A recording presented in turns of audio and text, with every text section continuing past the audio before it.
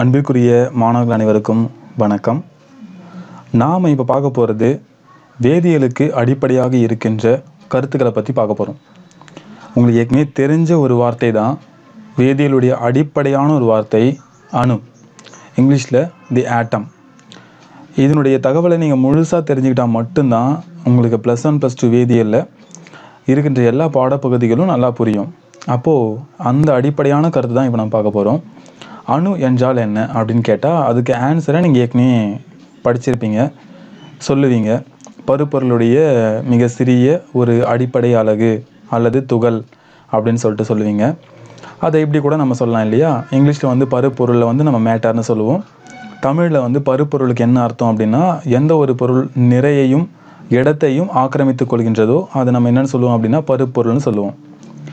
எல்லா பருப்பொருளுடைய அடிப்படை அலகு அதில் இருக்கின்ற மிக சிறிய துகள் தான் அணு அப்படின்னு நம்ம சொல்கிறோம்.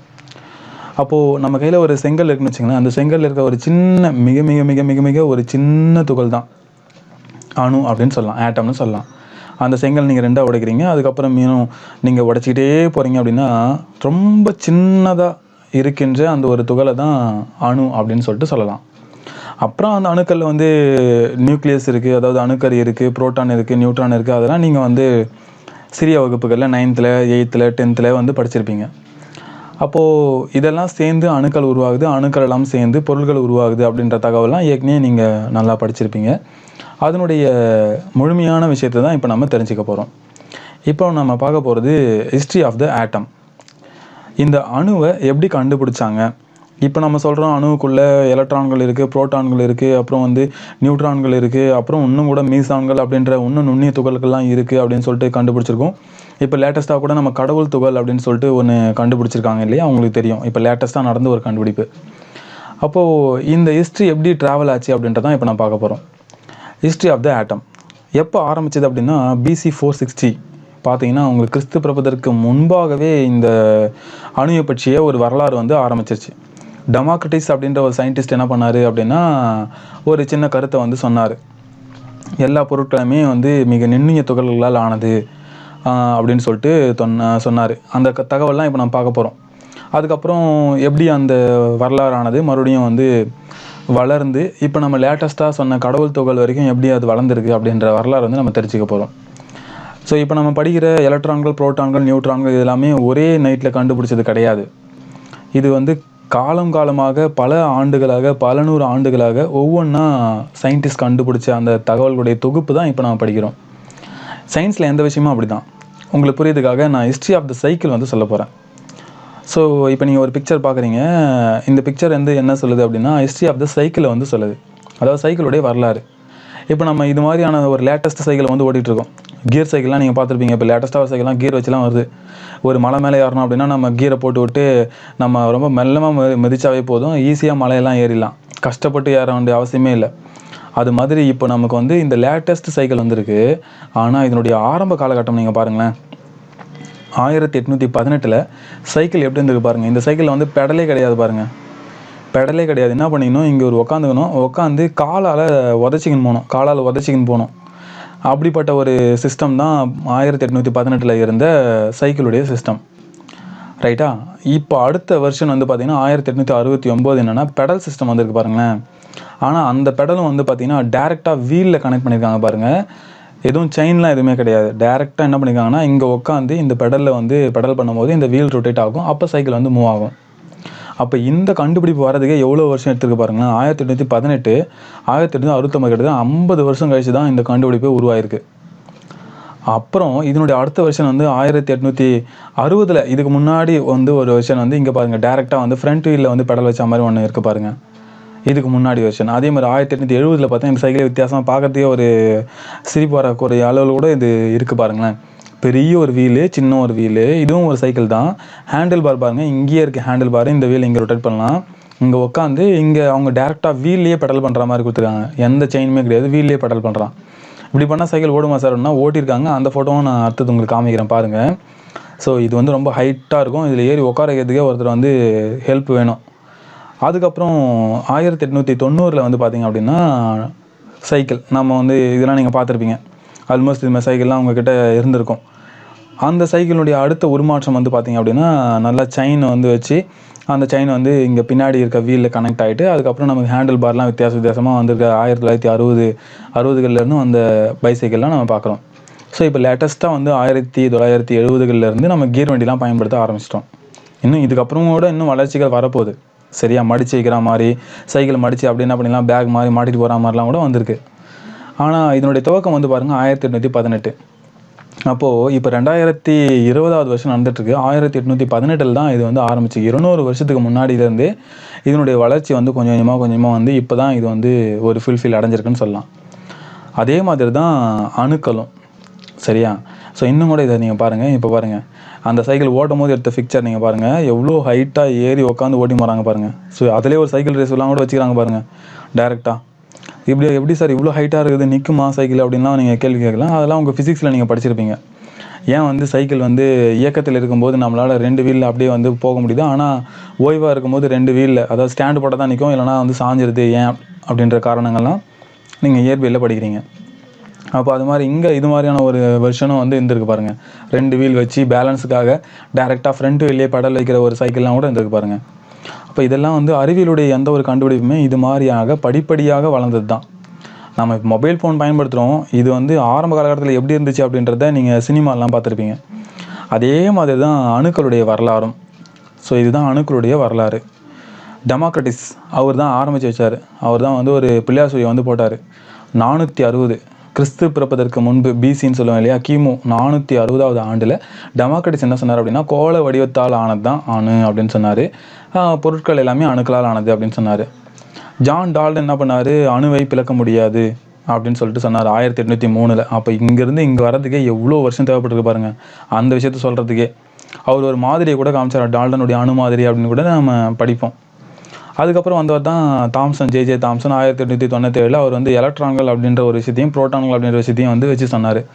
அதுக்கப்புறம் ரூதர்ஃபோர்ட், அதுக்கப்புறம் நீல்ஸ் போர், அதுக்கப்புறம் இப்போ நம்ம குவாண்டம் அணு கோட்பாடுகள்லாம் படிக்க போகிறோம்.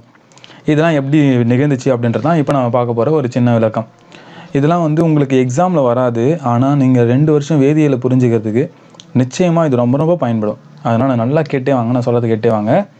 அடுத்தது நம்ம ஃபஸ்ட்டு அணுவுடைய வரலாறை முதல்ல வந்து எதுலேருந்து ஆரம்பிக்க போகிறோம் அப்படின்னா, ஜான் டால்டன் அவர்கிட்டேருந்து ஆரம்பிக்க போகிறோம்.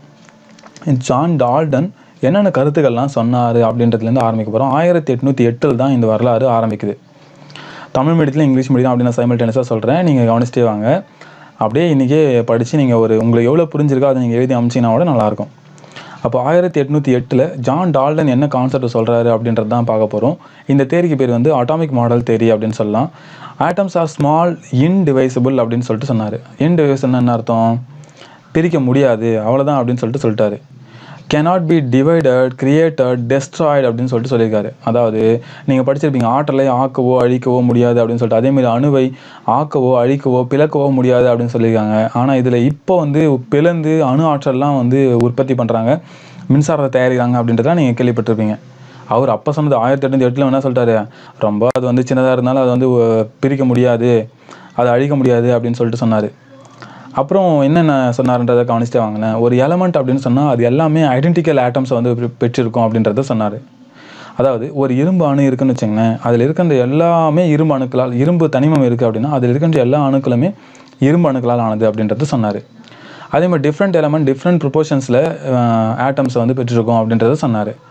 ஸோ காம்பவுண்ட் எப்படி ஃபார்ம் ஆகுது அப்படின்னா, டிஃப்ரெண்ட் எலமெண்ட் கம்பைன் ஆனதுக்கப்புறம் காம்பவுண்ட் ஃபார்ம் ஆகுது அப்படின்றத சொன்னார். ஸோ இதுதான் ஜான் டால்டன் முன்மொழிந்த ஒரு கோள வடிவத்திலான சாலிட் ஸ்பியர். இதுதான் அணுவுடைய மாதிரியாக அவர் சொன்னார். அதுதான் இங்கே தமிழ்லேயும் வந்து நம்ம கொடுத்துருக்கோம் பாருங்கள். ஒரு பருப்புடைய மிக நுண்ணிய துகள் தான் அணு அப்படின்றத சொல்லி, டால்டருடைய அணு மாதிரி என்ன சொல்லுது அப்படின்னா, மிக சிறிய கோள வடிவ துகள் நடுநிலைத்தன்மை கொண்டது. நடுநிலைத்தன்மைனா என்ன அர்த்தம், பாசிட்டிவும் கிடையாது நெகட்டிவும் கிடையாது, ப்ளஸ் சார்ஜும் கிடையாது மைனஸ் சார்ஜும் கிடையாது, நேர்மின் சுமையும் கிடையாது எதிர்மின் சுமையும் கிடையாது, ஜீரோவாக இருக்கிறது தான் நடுநிலை சுமை அப்படின்றது தான் ஜான் டால்டன் சொன்ன இந்த தேரி. நம்ம அடுத்து பார்க்க போகிறது என்ன அப்படின்னா, தாம்சனுடைய அணுமாதிரியை பற்றி பார்க்க போகிறோம். அவருடைய முழு பேர் வந்து Joseph John Thomson, J Thomson இது ஷார்ட்டாக சொல்லுவாங்க. நல்லா அழகாக இருக்கார் பாருங்கள், ஜோசப் ஜான் தாம்சன். அவர் என்ன சொன்னார் அப்படின்றத பற்றி பார்க்கறதுக்கு முன்னாடி, அவருடைய அந்த மாதிரிக்கு பேர் வந்து ப்ளம் புட்டிங் மாடல் அப்படின்னு சொல்லுவாங்க. ப்ளம் புட்டிங்னா நீங்கள் கேள்விப்பட்டிருக்கீங்களா, சமையலில் செய்வாங்க பாருங்கள் புட்டிங், ப்ளம் புட்டிங், ப்ளம் கேக்லாம் நீங்கள் கேள்விப்பட்டிருப்பீங்க. ப்ளம் கேக்கில் நீங்கள் பார்த்தீங்கன்னா அந்த சின்ன சின்ன திராட்சைலாம் வந்து அப்படியே பொதிந்து இருக்கும் பார்த்தீங்களா, அந்த மாடல் தான் இவர் சொன்ன மாடல். எந்த வருஷம் அப்படின்னா 1904 வருஷம். இவர் என்ன சொல்கிறார் அப்படின்னா, சம எண்ணிக்கையில் எலக்ட்ரான்களும் அதுக்கு நிகரான நேர்மின் சுமை கொண்ட ஒரு துகளும் ஒரு கோளத்தில் அங்கங்கே பொதிந்திருக்கு அப்படின்றாரு. இப்போ நீங்கள் பார்க்குறீங்க பாருங்கள், அதாவது இது ஒரு கோளம், அணு என்பது ஒரு கோளமாக இருக்கும். நேர்மின் சுமை கொண்ட துகள்களில் எதிர்மின் சுமை கொண்டது வந்து பொதிந்திருக்கும் அப்படின்றாரு. தர்பூசணி பழத்தில் விதைகள்லாம் இருக்குது, நீங்கள் பார்த்துருக்கீங்க இல்லையா, அதே கூட இந்த மாடலில் சொல்லுவாங்க, வாட்டர்மெலன் மாடல் கூட சொல்லுவாங்க. தர்பூசணி பழத்தில் எப்படி வந்து விதைகள்லாம் பொதிந்திருக்கோ அதே மாதிரி அணுவுக்குள்ள எதிர்மின் சுமை கொண்ட எலக்ட்ரான்கள் பொதிந்திருக்கு அப்படின்றத சொல்கிறாரு. ஃபிக்ஸ்டு பொசிஷன் அப்படின்றாரு. ஸோ இங்கே பாருங்கள், பாசிட்டிவ்லி சார்ஜ்டு ஸ்பியர் ஒட்டுமொத்தமாக கோளம் முழுவதுமாக நேர்மின் சுமையாக இருக்கும் அப்படின்ட்டாரு. அணு முழுவதுமாக கோளம் முழுவதுமாக நேர்மின் சுமையாக இருக்குன்றாரு. தர்பூசணி பழம் மாதிரி அதில் வந்து விதைகள் கருப்பு கருப்பாக இருக்கு இல்லையா, அதே மாதிரி அங்கங்கே எலக்ட்ரான் வந்து பொதிந்திருக்கும் அப்படின்னு சொல்லிட்டு சொல்கிறாரு. மொத்தமாக நீங்கள் சேர்த்து பார்த்தீங்க அப்படின்னா நியூட்ரலாக தான் இருக்கும், எந்த நெகட்டிவ் சார்ஜும் பாசிட்டிவ் சார்ஜும் இருக்காது, நியூட்ரலாக தான் இருக்கும். டால்டன் சொன்ன மாதிரி அவரும் சொன்னார். ஸோ அவருடைய கான்செப்ட் இன்னும் நம்ம தெளிவாக பார்க்கலாம் பாருங்கள். an atom consists of positive charge and negative charge. அதாவது பாசிட்டிவ் சார்ஜும் இருக்கும், நெகட்டிவ் சார்ஜ் இருக்கும், நேர்மின்மணியும் இருக்கும், எதிர்மின்மணியும் இருக்கும். ஆட்டம் இஸ் எலக்ட்ரிக்கலி நியூட்ரல், அதாவது மின் நடுநிலைத்தன்மை கொண்டது அப்படின்னு சொல்கிறாங்க. அதுதான் இங்கேயும் சொல்லியிருக்காங்க பாருங்கள், நடுநிலைன்னு சொல்லிட்டு சொல்கிறாங்க பாருங்கள். அடுத்தது பாசிட்டிவ் ஈக்குவல் டு நெகட்டிவ் சொல்லிட்டாங்களா. Negatively charge electrons are fixed in the positive sphere, அதாவது நெகட்டிவ் சார்ஜில் இருக்க எல்லா எலக்ட்ரானும் ஃபிக்ஸ் ஆகிருக்கும். ஸோ இது மட்டும் நீங்கள் எழுதினா கூட போதும், ரொம்ப சிம்பிளாக இருக்கும் பாருங்கள், படிக்கிறதுக்கும் ஈஸியாக இருக்கும், டெஸ்ட் எழுதும் ஈஸியாக இருக்கும். அப்போ இதை மட்டும் படிச்சிடுறீங்களா. நெக்ஸ்ட் நம்ம பார்க்க போகிறது, அதாவது தாம்சன். இதுவரை நம்ம என்ன பார்த்துருக்கோம், ஜான் டால்டனுடைய அணு மாதிரியை பற்றி பார்த்துருக்கோம். ஜான் டால்டன் அட்டாமிக் மாடல் என்ன சொல்கிறாரு, அது வந்து இன்டிவைசபிள்னு சொல்லிட்டாரு. ஒரு எலமெண்ட்டில் எல்லாமே ஐடென்டிக்கல் ஆட்டம்ஸ் இருக்கும் அப்படின்னு சொல்லிட்டாரு. cannot be divided, created, destroyedனு சொல்லியிருக்காரு. மிக சிறிய கோள வடிவ துகள் தான் இது, நடுநிலைமை கொண்டது அப்படின்னு சொல்லிட்டு ஜான் டால்டன் சொன்னார்.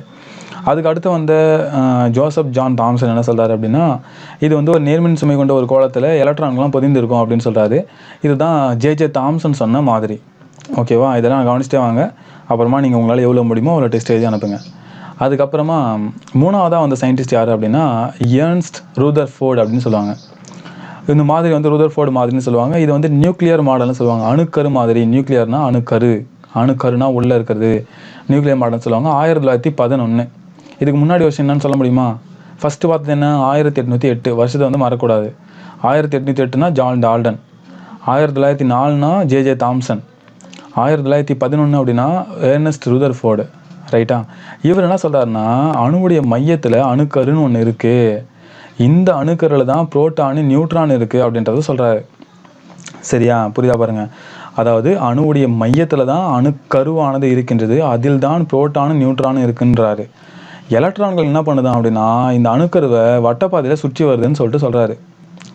வட்டப்பாதையில் சுற்றி வருது, எலக்ட்ரான்கள் வட்டப்பாதையில் சுற்றி வருது. அந்த வட்டப்பாதை எப்படிலாம் இருக்கலான்றது தான் இங்கே வந்து டயக்ராம் போட்டு காமிச்சிருக்காங்க. இது வந்து இங்கே ஏதோ ஒரு பூ படம் போட்டிருக்காங்கன்னு நினச்சிக்க போகிறீங்க. ஒரு வட்டப்பாதை, அந்த எலக்ட்ரான் நெகட்டிவ் சார்ஜுக்கு தான் சுற்றி வர அந்த வட்டப்பாதை.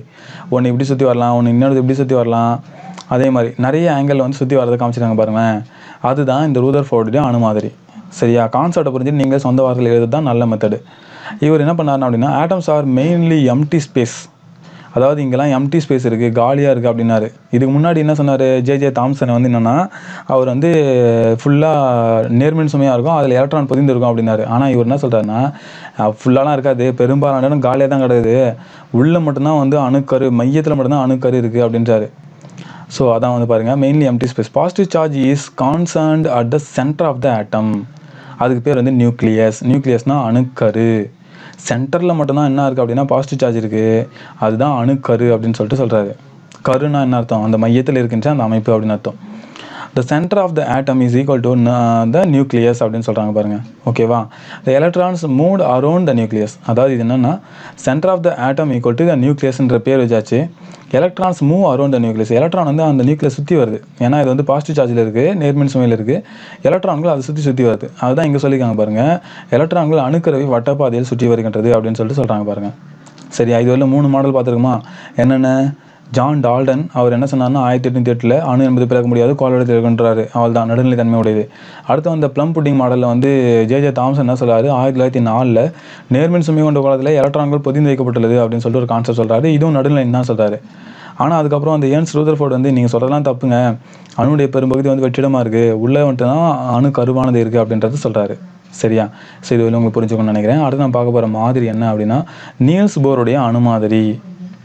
நீல்ஸ் போருடைய அணுமாதிரி இந்த மாதிரி கொஞ்சம் முக்கியத்துவம் வாய்ந்தது.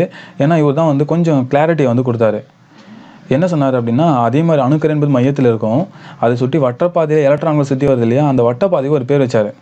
என்ன அப்படின்னா ஆர்பிட் அல்லது எனர்ஜி ஷெல் அப்படின்னு சொல்லிட்டு பேர் வச்சார். இந்த ஒரு லைன் அப்படின்னா எனர்ஜி ஷெல், அடுத்த லைன் அப்படின்னா எனர்ஜி ஷெல், அடுத்த லைன்னா எனர்ஜி ஷெல். ஃபஸ்ட்டு இருக்க லைன் வந்து பார்த்தீங்கன்னா ஃபஸ்ட்டு இருக்க அந்த ரவுண்ட் வந்து பார்த்தீங்கன்னா ஃபஸ்ட்டு எனர்ஜி ஷெல், இணைதிறன் கூடு அப்படின்னு சொல்லுவாங்க, இல்லை ஆற்றல் கூடுன்னு சொல்லுவாங்க, இல்லை ஆற்றல் மட்டம்னு சொல்லுவாங்க. எல்லாம் ஒன்று தான். ஆற்றல் மட்டம்னு சொன்னாலும் ஆற்றல் கூடு அப்படின்னாலும் இணைதிறன் கூடு அப்படின்னு சொன்னாலும் இணைதிறன் கூடு கிடையாது, ஆற்றல் கூடு அப்படின்னு சொன்னால் ஒன்று தான். அப்போது இந்த ஆற்றல் கூடு தான் எலக்ட்ரான்கள் சுற்றி வருது, எலக்ட்ரான்கள் ஆர்பிட் ஆகுது அப்படின்றத சொல்கிறா பாருங்க. பிளானட்டரி மாடல்னு இதுக்கு பேர் உண்டு. அப்படின்னா என்ன அர்த்தம்? சூரியனை சுற்றி 9 கோள்களும் வந்து சுற்றி வருது இல்லையா, 9 8 குறுங்கோள்னு ஒன்று சொல்லிட்டாங்கல்ல, அதனால் 8 கோள்களும் எப்படி சுற்றி வருது?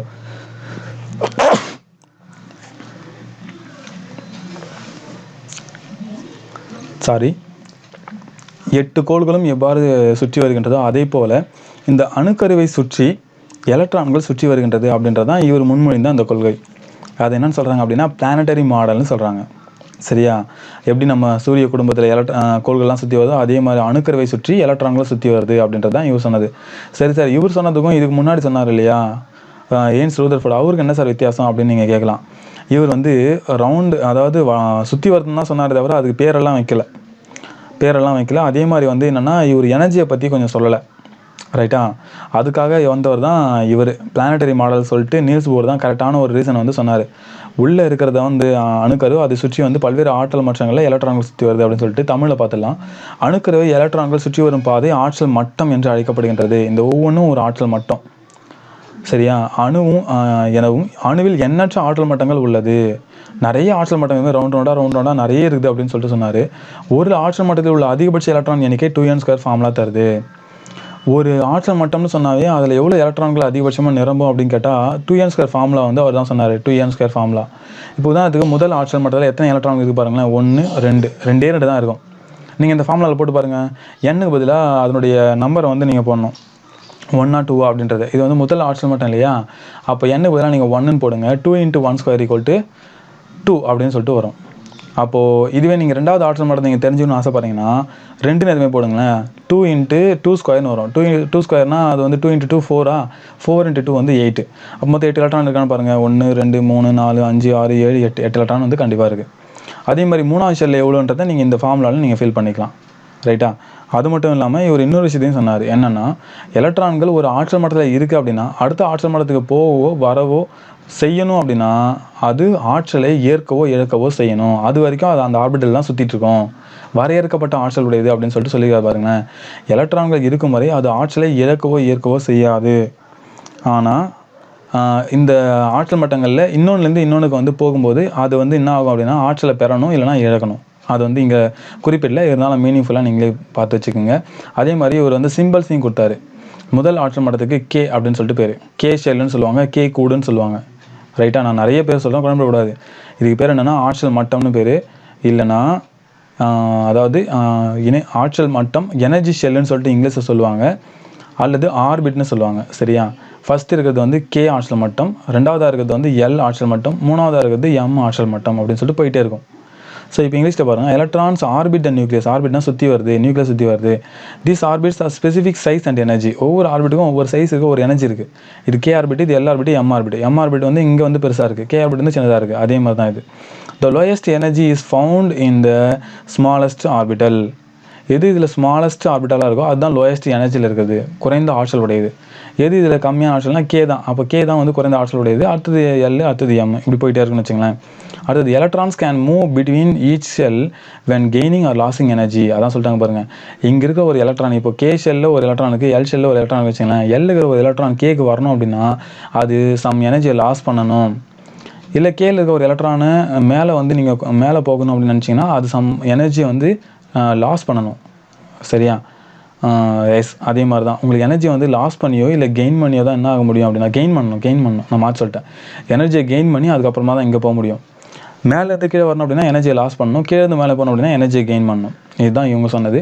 ஸோ இது ஒரு முறை நீங்கள் படித்து பாருங்கள், நல்லா மனசில் வந்து பதியும். Planetary model 1913. நம்ம 1808 ஆரம்பித்தோம், இப்போ 1913 வந்திருக்கு. சரியா? அப்போ இது வரைக்கும் என்னென்ன பார்த்துருக்கோம் அப்படி ஒரு பார்த்துக்கலாமா? 1808 ஜான் டால்டனும், 1904 ஜே தாம்சனும், 1911 ஏன்ஸ் ரூதர்ஃபோர்டும், 1913 நீல்ஸ் போரும், அதுக்கப்புறம் 1926 குவாண்டம் மெக்கானிக்கல் மாடல் எர்வின் ஷ்ரோடிங்கரையும் நம்ம பார்க்க போகிறோம். சரியா? இதுவரையிலும் சொன்னது எல்லாமே வந்து பார்த்திங்க அப்படின்னா ஜஸ்ட் வந்து கான்செப்ட் வந்து சொல்லியிருக்காங்களா. இதுக்கப்புறம் வரப்போகிற இந்த மாடல் தான் கிளியரான எக்ஸ்ப்ளனேஷன் வந்து கொடுத்துருக்கோம். Quantum mechanical model of atom, இது சொன்னவர் யார் அப்படின்னா எர்வின் ஷ்ரோடிங்கர். சரியா? இங்கே சாமர்ஃபீல்டு அணு மாதிரின்னு ஒன்று கொடுத்துருக்கேன். அது இதுக்கு முன்னாடி குவாண்டம் மெக்கானிக்கலுக்கு முன்னாடி அவங்க ஒரே ஒரு பாயிண்ட் தான் சொல்லிப்பாங்க. அதுதான் அது டயக்ராம் நான் போடல. அணுக்கருவை எலக்ட்ரான்கள் சுற்றி வரும் ஆற்றல் மட்டங்கள் துணை ஆற்றல் மட்டங்கள் உள்ளது என கூறினால். துணை ஆற்றல் மட்டங்கள்லாம் இப்போ கே ஷெல்லுன்னு வச்சுங்களேன், அதுக்கு துணை ஆற்றல் மட்டம் வந்து எஸ்ன்னு இருக்குது. எல் ஷெல் அப்படின்னா அதுக்கு துணை ஆற்றல் மட்டம் வந்து எஸ்,பி அப்படின்னு சொல்லிட்டு இருக்குது. எம் ஷெல் அப்படின்னா அதுக்கு துணை ஆற்றல் மட்டம் SPD அப்படின்னு சொல்லிட்டு 3 இருக்குது. ஸோ இங்கே என்ன சொல்கிறாங்க பாருங்கள், electrons move around the nucleus in a cloud not orbits. இவர் வந்து அந்த இதுக்கு முன்னாடி சொன்னார் பாருங்கள் நீல்ஸ் போர், அவருடைய கான்செப்டே வந்து மாற்றிட்டார். இது வந்து ஆர்பிட்லாம் ஒன்றும் கிடையாது. அது என்ன பண்ணுது அப்படின்னா ஒரு க்ளவுடு மாதிரி தான் இருக்குது. ஒரு மேகம் எப்படி வந்து சுற்றி வருதோ அதே மாதிரி அந்த நியூக்ளியஸை சுற்றி மேகம் மாதிரி சுற்றி வருது அப்படின்னு சொல்லிட்டு எர்வின் ஷ்ரோடிங்கர் வந்து சொல்கிறாரு. Orbit helps us predict the area where we can find electrons. Orbital வந்து பார்த்தீங்கன்னா துணை ஆற்றல் மட்டம் சொன்னேன் இல்லையா, அந்த துணை ஆற்றல் மட்டங்கள் எதுக்கு யூஸ் ஆகுது அப்படின்னா எந்த துணை ஆற்றல் மட்டத்தில் எலக்ட்ரான்கள் இருக்குன்றதை கண்டுபிடிக்கிறது வந்து யூஸ் ஆகுது அப்படின்னு சொல்கிறாங்க. The closer position to the nucleus, the higher chance to find electrons. அதாவது க்ளோசர் போர்ஷன், அதாவது நியூக்ளியஸு கிட்டவே எலக்ட்ரான் இருந்துச்சு அப்படின்னா higher chance to find electron, அந்த எலக்ட்ரானை ஃபைண்ட் பண்ணுறது ரொம்ப ஈஸி அப்படின்னு சொல்கிறாங்க. ஸோ இதில் உங்களுக்கு எதெல்லாம் புரியுதோ அதை மட்டும் படித்து ஞாபகம் வச்சு எழுதுங்க. மற்றதெல்லாம் நம்ம புக்கில் இது வந்து வந்திருக்கு, அதனால் புக்கில் படிக்க போகிறோம். சரியா? நம்ம அடுத்து நம்ம பார்க்க போகிறது இதுவரையும் நம்ம தெரிஞ்சுக்கிட்டு என்னென்னலாம் தெரிஞ்சுக்கிட்டோம் அப்படின்றத பற்றி பார்க்க போகிறோம். ஸோ நல்லா கவனிங்க. இப்போ வந்து நம்ம இந்த ஹிஸ்ட்ரியை நம்ம ஒவ்வொன்றா பார்த்தோம். ஜான் டால்டன் வந்து என்ன சொன்னார்னா இன்டிவைசபிள், டிவைடட், கிரியேட்டட், டெஸ்ட்ராய்டுன்னு சொன்னார். அதுக்கப்புறம் அந்த ப்ளம் புட்டிங் மாடலில் ஜே தாம்சன் என்ன சொன்னார்ன்றது இப்போ தான் பார்த்தோம். அதுக்கப்புறம் நியூக்ளியர் மாடலில் ஏன்ஸ் ரூதர்ஃபோர்ட் வந்து என்ன நமக்கு சொன்னார் அப்படின்றத பற்றி நம்ம பார்த்துட்டோம். அப்புறமா நமக்கு வந்து நீல்ஸ் போரோட கான்செப்ட்டுக்கு அப்புறமா எர்வின் ஷ்ரோடிங்கரை பற்றி பார்த்துட்டோம். ஸோ இது எல்லாத்தையும் இன்றைக்கே படிங்க, நிச்சயமாக உங்கள் மனசில் பதியும் அப்படின்னு நான் நம்புகிறேன். அடுத்ததாக இதுவரை நம்ம பார்த்ததுலேருந்து என்ன கற்றுக்கிட்டோம் அப்படின்றத ஒரு விஷயமாக நம்ம தெரிஞ்சுக்க போகிறோம். அப்போ இப்போ நீங்கள் பார்க்குறவங்க பாருங்கள், இதே மாதிரி தான் எந்த நீங்கள் ஒரு பொருள் எடுத்தாலும் சரி, எரேசர் ஆகட்டும், பென் ஆகட்டும், பேப்பர் ஆகட்டும், உங்களுக்கு என்ன நீங்கள் பொருள் எடுத்தாலும் சரி, எல்லா ஆட்டம்ஸும் இது மாதிரி கிட்ட அப்படியே வந்து மெட்டாலிக் பாண்டில் வந்து பைண்ட் ஆகிட்டு இருக்கும். சரியா? அப்போது இதில் என்ன இருக்குது அப்படின்னா ஒரே கைண்ட் ஆஃப் ஆட்டம் வந்து இருக்குன்றது தான் இப்போ நம்ம பார்த்தோம். அதில் எது எங்கே இருக்குதுன்னு பார்க்கலாம். புரோட்டான், நியூட்ரான், இது ரெண்டும் எங்கே இருக்குது அப்படின்னா அணுக்கருவுக்குள்ளே இருக்குது. நல்லா ஞாபகம் வச்சுக்கணும். புரோட்டானும் நியூட்ரான் எங்கே இருக்குது அப்படின்னா அணுக்கருவுக்குள்ளே இருக்குது. எலக்ட்ரான் மட்டும்தான் வெளியில் ஆர்பிட்டில் சுற்றி வருது பாருங்கள். அதே மாதிரி தான் இங்கேயும் புரோட்டானும் நியூட்ரானும் உள்ளே இருக்கும், எலக்ட்ரான்கள் மட்டும் வெளியில் ஆர்பிட்டில் சுற்றி வருது. ரைட்டா? ஸோ அதுதான் இங்கேயும் வந்து கொடுத்துருக்கேன். இங்கே வந்து பார்த்திங்க அப்படின்னா அந்த சுற்றி வர ஆர்பிட்டல் வந்து கான்சிஸ்டண்ட்டாக இருக்காது, அது வந்து ஃபுல்லாக அப்படியே போயிட்டு வரும். அப்போ மொத்தமாக நீங்கள் சேர்த்து பார்த்திங்க அப்படின்னா உங்களுக்கு வந்து கோள வடிவம் வந்து கிடச்சிரும். சரியா? இதுலேயே வந்து ஷெல்லில் வந்து எலக்ட்ரான்ஸ் வந்து ஃபில் பண்ணி காமிச்சிருக்காங்க. ஸோ இப்போ பாருங்கள், இதுவரையிலும் சொன்ன எல்லாத்தையும் தொகுத்து இங்கே கொடுத்துருக்கோம். அப்போ இந்த ஒவ்வொரு ஷெல்லாக வந்து இதை பார்க்கலாம் நீங்கள். இப்போ பாருங்கள், உள்ளே வந்து அணுக்கருவானது இருக்குது, அதில் ஒரு ப்ளூ கலரில் ஒன்று கோடு வந்து போயிட்டுருக்கு இல்லையா, அதுதான் வந்து கே ஷெல். ஸோ எப்படி ஒன்றாலும் எலக்ட்ரான்கள் இயங்கலாம், சுற்றி வரலாம் அப்படின்றது தான் மொத்தமாக தொகுத்து ஒரு கோள வடிவமாக அங்கே கொடுத்துருக்காங்க. அதுதான் வந்து கே ஷெல், ஒன்லி 2 எலக்ட்ரான்ஸு. சரியா? அதுக்கடுத்தது வந்து எல் ஷெல் அப்படின்றது பார்த்தீங்கன்னா 8 எலக்ட்ரான்ஸ் இருக்கும். அதை தான் இங்கே இந்த கலர் லைனில் நீங்கள் பார்க்குறீங்க. எப்படி வேணாலும் சுற்றி வரலாம். அதை மொத்தமாக இவங்க என்ன பண்ணியிருக்காங்க, இது மாதிரி ஒரு பிங்க் கலரில் வந்து போட்டு கொடுத்துருக்காங்க. அதில் வந்து 8 எலக்ட்ரான்ஸ் அதிகபட்சமாக நிரம்பும். ஸோ இதுதான் தனியாக பிரித்து எழுதி காமிச்சிருக்காங்க. நியூக்ளியஸில் என்ன இருக்குது, புரோட்டான், நியூட்ரான் அப்படின்றத பிரித்து எழுதி காமிச்சிருக்காங்க. அப்போது ஒரு அணுவுக்குள்ளே என்னென்ன இருக்குது அப்படின்றத முதல்ல நீங்கள் தெரிஞ்சுக்கணும். எலக்ட்ரான்கள், புரோட்டான்கள், நியூட்ரான்கள் அப்படின்னு சொல்லிட்டு இதில் எலக்ட்ரான்கள் எங்கே இருக்கும் அப்படின்னா வெளியில் வந்து சுற்றி வந்துட்டுருக்கும் அணுக்கருவை சுற்றி. புரோட்டான்கள், நியூட்ரான்கள் எங்கே இருக்கும் அப்படின்னா அணுக்கருவுக்குள்ளே இருக்கும். சரியா? நல்லா ஞாபகம் வச்சுக்கிறீங்களா? அதே மாதிரி இன்னொன்று ஞாபகம் வச்சுங்க, ஒரு அணுவில் இருக்கின்ற எலக்ட்ரானுடைய எண்ணிக்கையும் புரோட்டானுடைய எண்ணிக்கையும் சமமாக இருக்கும். அந்த அணுவில் இருக்கின்ற எலக்ட்ரான்கள் எவ்வளோ இருக்கோ அதே சமயத்தில் அந்த புரோட்டான்களுடைய எண்ணிக்கைக்கு ஈக்குவலாக இருக்கும் அப்படின்றத ஞாபகம் வச்சுங்க. சரியா? இதனுடைய தொடர்ச்சியாக நம்ம பார்க்க போகிறது என்ன அப்படின்னா அணு என்னன்றதை பற்றி நம்ம தெரிஞ்சுக்க போகிறோம்.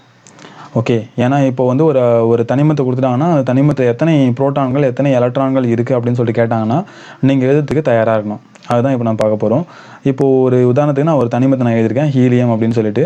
இதுதான் வந்து குறிப்பிடுற முறை. ஒரு தனிமத்தை இப்படி தான் ஒரு சிம்பிள் போட்டு குறிப்பிடுவாங்க. மொத்தம் 118 தனிமங்களை நீங்கள் ஏற்கனவே 10th எல்லாம் படிச்சுட்டு வந்திருப்பீங்க. அது மாதிரி சிம்பிள் போட்டு குறிப்பிடுவாங்க. அந்த சிம்பிளுக்கு பக்கத்தில் 2 நம்பர்ஸ் இருக்கும். மேலே ஒன்று கீழே ஒன்று இருக்கும். இது மாதிரி ஹீலியத்துக்கு 2 4 கொடுத்துருக்காங்க. அதே மாதிரி இப்படி கூட கொடுப்பாங்க. இந்த 2 தூக்கி இங்கே போட்டுருவாங்க, இந்த 4 தூக்கி இங்கே கூட போட்டுருவாங்க, இல்லை இந்த 2 இங்கே இருக்கும், 4 இங்கே இருக்கும், எப்படியோ இருக்கும். மொத்தம் 2 நம்பர்ஸ் இருக்குன்னு வச்சுங்களேன். இந்த 2 நம்பர்ஸ் எதுக்காக போடுறாங்க அப்படின்னா, அந்த ஹீலியத்துக்குள்ளே எவ்வளோ ப்ரோட்டான் இருக்குது, எவ்வளோ எலக்ட்ரான் இருக்குன்னு தெரிஞ்சுக்கிறதுக்காக போடுறாங்க. எப்படி சார் நம்பரை பார்த்தோன்னே நமக்கு தெரிஞ்சிடும் அப்படின்னா, ரொம்ப சிம்பிள், நான் சொல்கிறேன் பாருங்கள். இப்போ இந்த 2 நம்பரில் ஒன்று வந்து அணியன், இன்னொன்று வந்து நிறையன். Atomic number 1, mass number 1. சரியா? மாஸ் நம்பர், அட்டாமிக் நம்பர், இது முதல்ல எப்படி சார் கண்டுபிடிக்கிறது? ஒரு சிம்பிள் கொடுத்துட்டு 2 நம்பர் கொடுத்துட்டாங்கன்னா எப்படி சார் கண்டுபிடிக்கிறது அப்படின்னா, சிம்பிளாக சொல்ல பாருங்க. 2 நம்பரில் எது சின்னதாக இருக்கோ அது வந்து அணியன், எது பெருசாக இருக்கோ அது வந்து நிறையன். இப்படி ஞாபகம் வச்சுக்கிறீங்களா?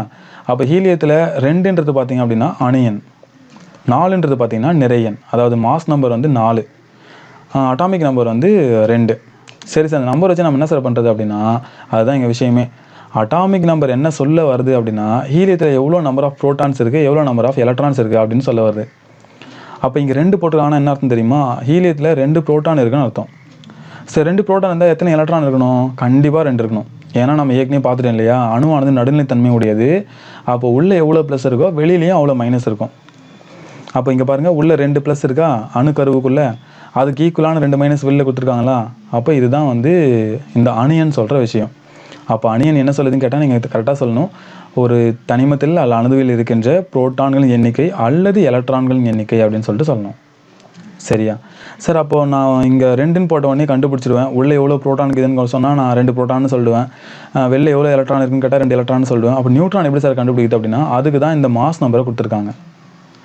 அப்போ 4ன்றது நியூட்ரானா சார் அப்படின்னா கிடையவே கிடையாது. மாஸ்ன்றது பாருங்கள், mass number is the number of the nucleons and protons அப்படின்றாங்க. நியூட்ரான்ஸ் அண்டு ப்ரோட்டான்ஸ், இது வந்து ப்ரோட்டானும் நியூட்ரானும் சேர்ந்த ஒரு தொகுப்பு தான் மாஸ் நம்பர். அப்போ 4 இருக்குது அப்படின்னா அந்த 4ல் எதெல்லாம் கலந்துருக்கு அப்படின்னா ப்ரோட்டானும் நியூட்ரானும் கலந்துருக்கு அப்படின்னு சொல்லிட்டு அர்த்தம்.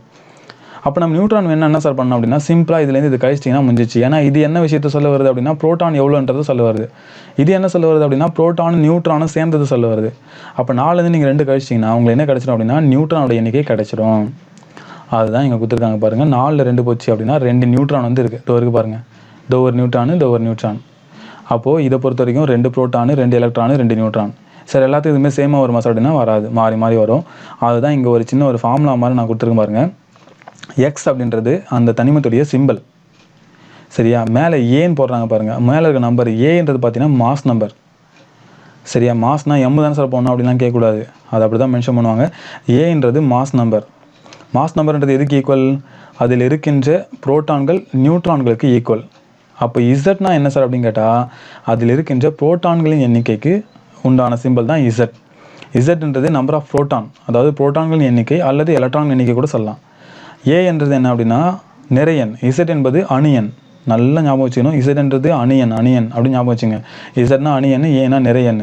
அதாவது அட்டாமிக் நம்பர்னா இசட், மாஸ் நம்பர்னா ஏ. மாஸ் நம்பர்னா எது எது சேர்ந்தது அப்படின்னா புரோட்டான்கள் நியூட்ரான்களும் சேர்ந்தது. அணியன் அப்படின்னு சொன்னால் ஒன்லி ப்ரோட்டான்ஸ் இல்லைனா எலக்ட்ரான்ஸ் மட்டும் தான் சொல்ல முடியும்.